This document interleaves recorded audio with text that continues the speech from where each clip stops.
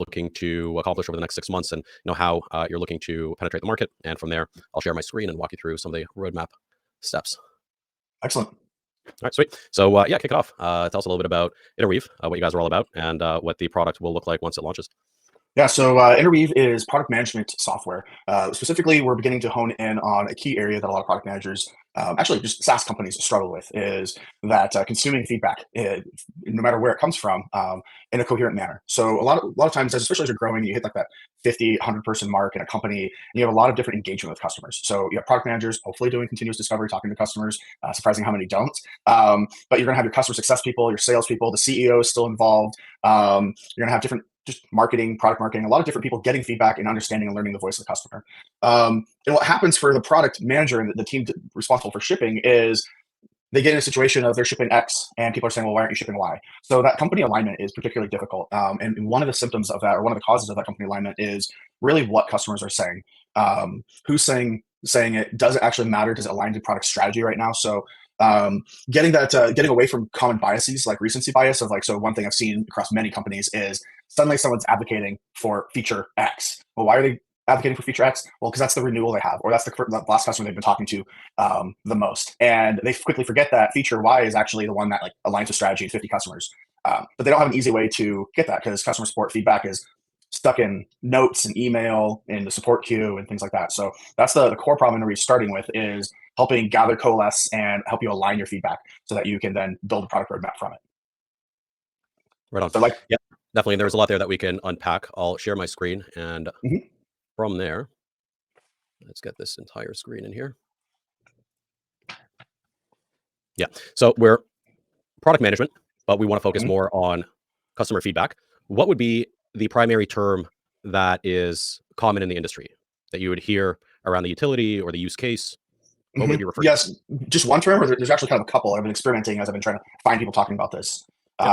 So colloquially, just people say feedback, but that is far too broad. So customer feedback is really the primary one. There's a secondary one that I didn't expect to see pop up as much, but it's voice of the customer. And that one, it's actually been fairly frequent, helping drive conversations, and it's much more likely to be around B2B SaaS. Yep. Yeah, I'm seeing that here. Okay, perfect. So we have a couple of different angles to start with.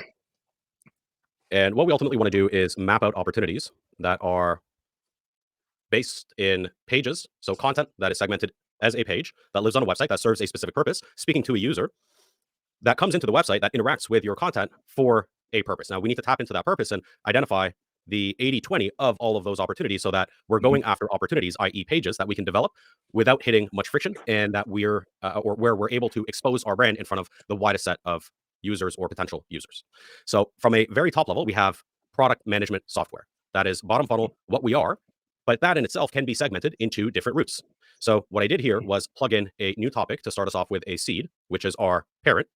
And from there, we're looking at how we can expand outward so that we can build an ecosystem of pages to reinforce an authority that we're aiming towards. So in this case, we can support product management software with a page on product lifecycle management software, agile project management software, product road mapping tools, requirements management tools, and so on and so forth. How we prioritize these opportunities is based on the market signals we're seeing here, starting off with exposure value. What is the volume? How many users are typically searching for a given keyword per month? What is the keyword difficulty, average competition around a given keyword? The average DR is going to be important for us because that we can trace back to our own DR, that is domain rating, a representation of our authority. And we're dealing with a 0.8 going up against an average of 80, 82, 78, and down the list. So that's where we have to be hyper-focused on the 80-20 so that we're finding opportunities that come with a lower grade authority. And that just means we're able to find a domain on the first page that has a DR that is relatively similar to ours because we're shooting for the second lowest. So that gives us a representation of average authority, in other words, average competition, average friction, and the lowest form of that friction that lives on the first page for each tool. And this is the traffic mark. That is the expected amount of traffic we can expect based off of what this result is pulling in. So if we are at 0.8, we would need to be looking for the lower results that garner some sort of traction where we're able to use that and leverage existing authorities to build new ones. And in this case, all of that is summed up in the total score, where we're able to prioritize and find what that looks like from both perspectives, the pull and push, the demand and supply. And from there, we're able to, once we have our selections made, we're able to move into the next stage, which is now producing the content, producing the page. And in order for us to produce a page, we need to determine what type of page that is going to be, because on the website, you're going to have solutions, you're going to have a blog, you're going to have brand pages. So if we looked at product board as an example, now product pages, solutions, pricing, resources, and sign in. Resources is where we're going to find the blog. So how we're able to differentiate the type of content and how all of that content works together towards one uniform authority. Okay. So if we take a look at this list here, product management software, which ones on the list here would we say closely aligns with product? Yeah. I mean, where we're headed would be more along the lines of product management platform. But I think maybe road mapping, something along those lines, because this is where the initial version of Interweave really feeds into. Mhm. And we'll have So more to tap into here yeah, for customer feedback. That's really focused on our own 80/20 the for core. the Yep. product focus. Okay. So while that loads, we'll get a look at what that next stage looks like, because I already put road mapping into the roadmap here and started off with a couple of opportunities. So plugging in roadmaps, we want to build authority around roadmaps. How we're going to do that is by producing a blog on product backlog, for example, sample product roadmaps itself. And these are all, as we can see, how-tos, guides at the very top of the funnel, and user story mapping, and so on and so forth. So once we've selected, let's say, yes, we do want to at least produce a set of blogs around road mapping, starting off with the seed itself. We'll create brief, which takes us to select keywords. Okay. Now we have a list of 28 keywords that are curated and listed based off of its relevance to the root. So that is looking at the first 2 pages of Google to determine how many intersects and how likely it is for a page to be ranking for Y keyword when ranking for X keyword. So that is determined by cluster relevance. We can measure the intent of each keyword, knowing that this now is a list of keywords that will solely represent the page that we're building now, and obviously have interlinks to other pages, but the primary purpose here is to support our root product roadmap. Now we want to know if on the SERPs a keyword will show up or trigger a featured snippet or an also asked. That would allow us to work that presentation into the content itself on the outline. We want to look at the volume. We want to look at the different market signals that we touched on previously, as well as the frequency, the usage of the keywords on a given page. All of this is based off of success driven on the first page based off of our root. So we know that Interesting. if we position ourselves with or in alignment with what's currently successful, then we're positioning ourselves for ultimate success. Okay. Now we're happy with the selection here. Now we might want to have a page specifically for agile product road mapping. So we'll remove that from the list, confirm the keywords. And now it's developing the brief and outline. That's the final stage, allowing us to hand over to the writer an asset that has instructions, that has the architecture set up, that's your headings, and as well keyword insertions across the content of the blog, so that we know exactly what needs to be produced, where, and all of that has been framed, again, based off of the success stories on the first page. Any questions so far there, Brian? No, that makes a lot of sense. I hadn't really considered the first page results as that primary driver. That makes a lot of sense for selecting those keywords. Mhm. Yeah, we want to mimic what's out there, and we want to be able to read between the lines so that we're covering gaps. We're seeing a wide variety of successes, and we're setting ourselves up where we're delivering a cumulative value in this case. Mhm. Okay. So that, I think we're ready to go into voice of customer and customer feedback. So we have 35 and 39. Customer opinion, performance reviews, and I would think that this is a little bit broad since we went in broad with customer feedback. Yep. Survey for customer feedback, I think that would be one of the checks. Customer Yep. feedback survey, and if you want to think out loud with me here, Brian, as well, going through the Yeah, list let's see here. here. Customer feedback platforms, I think Product rating. comparison one, product ratings, the rating review websites is actually pretty solid. How to collect, getting it, get customer feedback. How would Actually, NPS fit into the equation here? it's fairly common as just like a quick way to get feedback, to get Mm, sentiment, to find your best customers, your worst customers, and helps drive focus for them. So I use NPS to define who are my best customers, because I want to be able to celebrate them and get them, target them to be able to do reviews for our software. And the ones who are really low, I'd be looking at them to see if I have really where product market fit is missing with them, got it. or maybe software quality, things like that, so I can help focus on them. Okay. What I want to do here is Best put on the customer lens user of reviews. risk It averseness feels and okay. mm, yeah, go ahead. Well, it feels like there's kind of two versions here. There's the gathering and then the surveying. So they kind of feel like two categories within customer Interesting. feedback. Okay.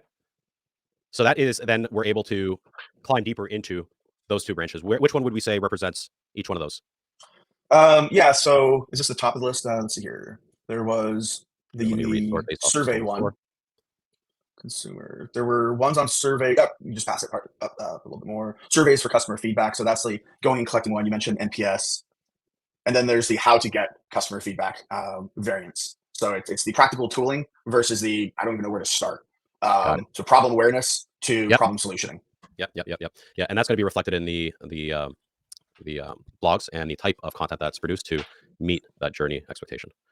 So we have a few here for survey, customer feedback Mhm. survey, question survey for customer feedback, customer survey. Out of those, I'm looking for those quick wins. So it doesn't look like It's the survey problem of a is brand new low domain. competition. Customer opinion, we would say, is the alternative route. So customer opinion as well is pretty Interesting. broad, because what I'm looking at here is low authority mark, meaning low authority or competition that's represented on the low end of the scale, as well as traffic being generated. Not so Mhm. much about the volume. That can be ultimately play into a factor, but right now, when we're looking page by page, in the short term, how we can move the needle with the least amount of effort, it's aligning ourselves with probably And those three. Yep. these ones. Okay. So that would be all right. We have customer feedback management tool. Now, full disclosure, our solutions module is not as strong as our blogs just yet. Mhm. So the best case scenario would be starting off at the very top,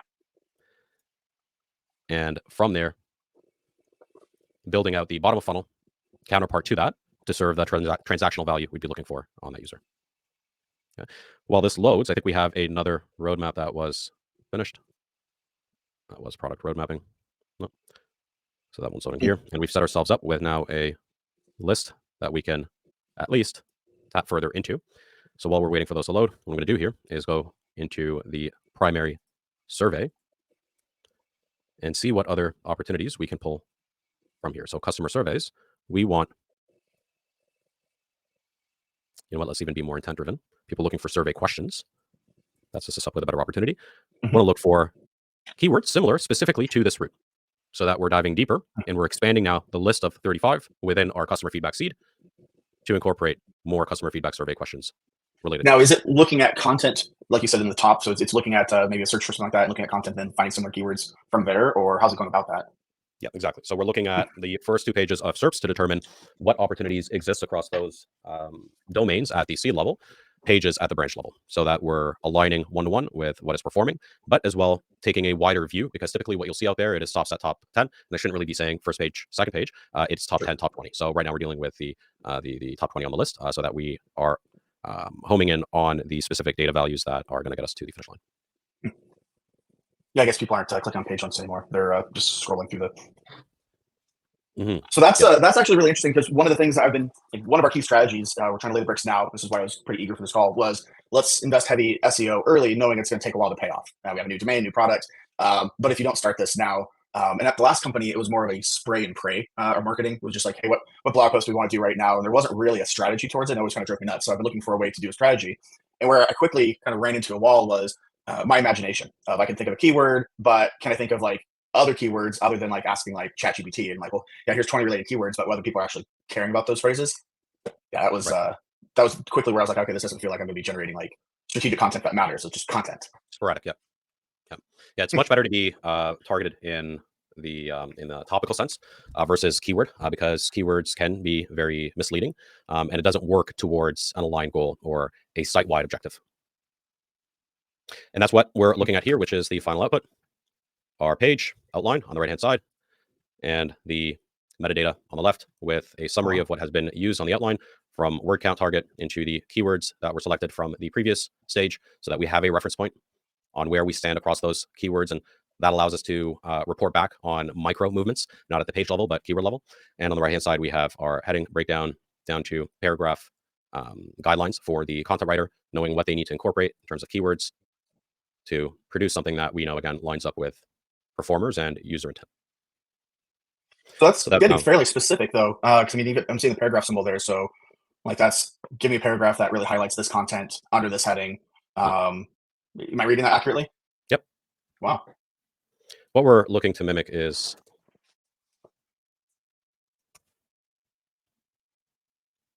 so this has been our manual process for years.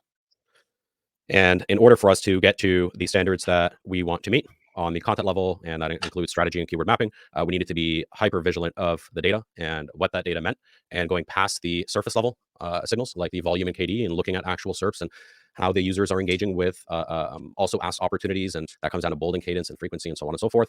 How do we bring all of that into a page architecture that we know is going to deliver? And that includes as well internal linking. So I mentioned it's very important for us to have that ecosystem mindset when building out content, and that includes how we are interlocking new content, new contributions to the authority with existing. So that's done through the internal linking, and those are actually features that we're constantly adding to the product. One of those is working in internal linking, but that is a feature that we're expecting with the next V3, the next stage of the product. So just to make sure I understood what you said, so I can upload or provide a link to my sitemap, and when it creates a brief, it'll say, "Hey, here's relevant articles that you should link to in this paragraph." Really, kind of enriching that pool for someone to stay deeper into your website. But it also helps with SEO in regards to which I've seen in one of my newsletters I've been working on. So Yep. What's good for the user is good for SEO. And yeah, the first component as well is internal. The second one is external, so that we can provide added value outside of just our property. dang, that'll be a really cool feature. That's literally what I was about to ask you, by the way. Is there any way it can like help me find and source my own articles? 'Cause at a certain point, you just get to so much content that you're going, "Hey, what is the most relevant one? Where should we pull, or which ones should we pull?" So Yep. And right now we started off with a keyword as the input. V3 will be domain as input, so that it's on us to crawl your website to find page opportunities and to align those with keywords that we feel have potential, and pulling that data and allowing you as well to look into reports. So how is that page slash keyword slash brief strategy that was produced once we go live? So that is a way for us to do more of what works and being smarter with what's not. dang. And when's V3 coming out? V3, we're expecting what, mid January, February, I would say, is a safe. He's the sales guy. He doesn't have to build it, so he'll. I was going to ask who's actually No, building. I'm not.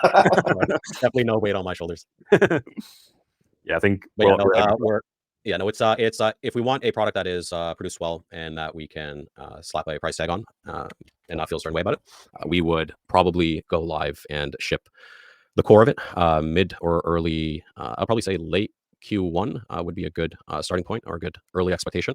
Q2 is where we're really going to start getting into the meat of things and working and feedback from customers. So it's not just when we launch, but how we iterate the product moving forward. So I was looking at your site probably like 2 or 3 weeks ago, I guess. One of the notions that you had on there, I'm still trying to wrap my head around SEO. So one of the notions you had on there is kind of that locus point of like this master article leads to all these different content pieces. So like each of these, like like here's one content piece. I forget what you guys called it, whether it was a tree or something like that, content tree, something like those lines. So does this help kind of plan out that larger strategy as well beyond just the okay? Yeah. So we're talking about the keyword architecture. Yeah, yeah. So I actually thought that was actually kind of an interesting concept. I was trying to wrap my head around like how to approach that with our own site as I plan out content. Like I said, I'm trying to be strategic, not scattershot, and just build out. But I was trying to figure out from this, like, would it be best to kind of start with like that top and then follow one route, or go broad and then just kind of slowly go further down, or Exactly. Yeah. And it's all interchangeable as well. So it depends on how deep you want to go. So in this case, C topic can be the customer feedback broken down into different routes. The first route would be what is or how to collect customer feedback. The second page can be even how to integrate customer feedback into product if we want to stay top level. But if we want to have more of a complete ecosystem, that would move into a mid funnel where we're looking at samples, customer feedback questions. That would be its own page. And then another page for transactional, and that would be your solutions page. So that would build a sort of an inclusive journey for that user interested in customer feedback. right? So start there, have that full journey, and before you spread out Yeah. to other areas. That makes sense. Yeah. And then for branch level, what are the different variations, the different ways a user is going to look for that information, the content that lives on that page? And that comes in the form of the different branch keywords that should support the root keyword. Okay. Interesting. About as complex as I expected. Sorry? SEO. It's constantly changing. You said a really good statement earlier. Of if it's good for the user, it's good for SEO. That's definitely where Google's been driving the last few years, from whatever I've been gathering over the last 2 months as I've been diving into this land. So, and I think that's kind of something I need to make sure I keep top of mind is good for user, a life cycle, good for SEO. So, for sure. So yeah, so Brian, I think for next steps, we want to leave you with the starter roadmap to allow you to dive in and build out something that caters to the overall vision and brand alignment. And from there, taking that into the briefs to see what it looks like on the execution development side to go live. And from there, getting a read on performance so that ultimately it all boils down to impact. So I think that would be a good way to move this forward. And of course, we're around for any support, answering any questions, or making sure that we're filling any gaps in the meantime. yeah, excellent. This is fantastic. I can't wait to get writing. All right, very cool. Stefan, any last thoughts from you? No, I'm already planning out. Yeah, that's my subtitle here on the call. You know, it's the only thing I have to offer. You know me. No, I'm already planning out the launch of V3. You know, in my head, I'm already started to work. All right, guys. Thanks for hopping on, Brian. And thanks, guys. This was pretty impressive. Very cool stuff. Appreciate it. Cheers. Cheers.